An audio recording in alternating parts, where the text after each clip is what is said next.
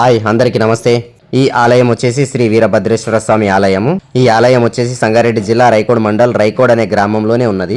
ఈ ఆలయం రైకోడ్ మండలంలోనే సుప్రసిద్ధమైన ఆలయము। ఇక్కడ ప్రతి సంవత్సరం వేసవిలో జాతర మహోత్సవ కార్యక్రమం జరుగుతూ ఉంటుంది। అట్లాగే ప్రతి శ్రావణ మాసంలో లక్ష బిల్వార్చన కార్యక్రమం కూడా జరుగుతూ ఉంటుంది। ఈ ఆలయంలో భద్రకాళి సమేత వీరభద్రేశ్వర స్వామి కొలువై ఉన్నాడు।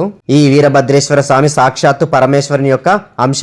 మొత్తం మీద చెప్పాలంటే వీరభద్రేశ్వర స్వామి ఆ మహాదేవుని యొక్క ప్రచండ రూపం, రెండవ రూపంగా చెప్తారు। వీరభద్రుని యొక్క ఉద్భవం పరమేశ్వరుని యొక్క జటాజుటం నుండి జరిగింది। బ్రహ్మ మానస పుత్రుడైన దక్షుడు ఇతనికి బ్రహ్మదేవుడు ప్రజాపతి బాధ్యతను అప్పచెప్తాడు। అప్పటి నుండి అతనికి దక్ష ప్రజాపతి అని అంటారు। దక్ష ప్రజాపతి నేను బ్రహ్మదేవుని కుమారుడనని, నాకు ప్రజాపతి పదవిని అప్పజెప్పారని అతనికి అహంకారం పెరిగి దేవతలను ఇతర దేవతలను కించపరుస్తూ ఉంటాడు। మహాదేవుడినైతే ఈ దక్ష ప్రజాపతి త్రిమూర్తుల్లో ఒకటిగా గుర్తించనే లేదు।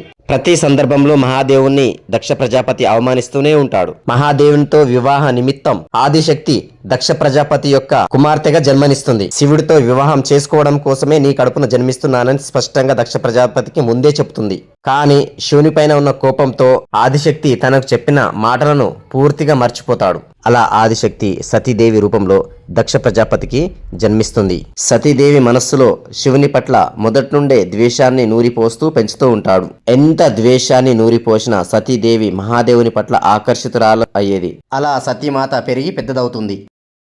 ఓం గ్రహాం గణపతిగం కవిం కవినామస్మతే నమో శేషరాజ బ్రహ్మణాం బ్రహ్మణాదే ఆలత్నాదేతాత్మకార్యం నారాయణోర్గాజ్ఞరాజాయమానుమగీతామ గణాంతి సురపాద్వనాం యమ్మగం జామేరుమకం మూర్వార్పివందముత్యమానత యస్యోనామ రూపాభ్యాయాం తదా దుష్పత్రదేవతాభ్యోనిరవద్రీశ్వర మహాదేవతాభ్యోనిరవద్రీశ్వరాభ్యోనాం ఓం నమో భగవతే రుద్రాయ వీరభద్రాయ మహాకాలరుద్రాం నమస్కారం దేవసమరవాద్వనయ ఏకాదవాద్వనగాయాద్వాభ్యోనాం అచ్చేదందరోపాభ్యోనాం పరమేశ్వరామృత యతప్రతిపరమేశ్వరామృతాయ మహాదేవత కల్పితం వదిస్తదేవ్యోనాం రోధైతకార్యాదినందరస్యదా ఏయం విదస్తదా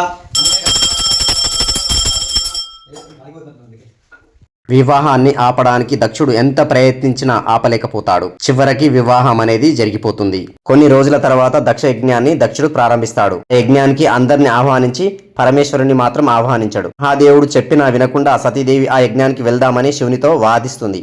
వెళితే అనర్థం జరుగుతుందని చెప్తాడు, అయినా వినదు। అక్కడికి సతీదేవి వెళ్ళిపోతుంది। సతీదేవిని దక్షుడు అవమానిస్తాడు। సతీదేవిని అవమానించడమే కాకుండా మహాదేవుని కూడా అవమానిస్తాడు। దక్షుడు అత్యంత ఘోరమైన పదజాలాన్ని ఉపయోగిస్తాడు। అది తట్టుకోలేని సతీదేవి అక్కడే యజ్ఞగుండంలో ఆహుతి అవుతుంది।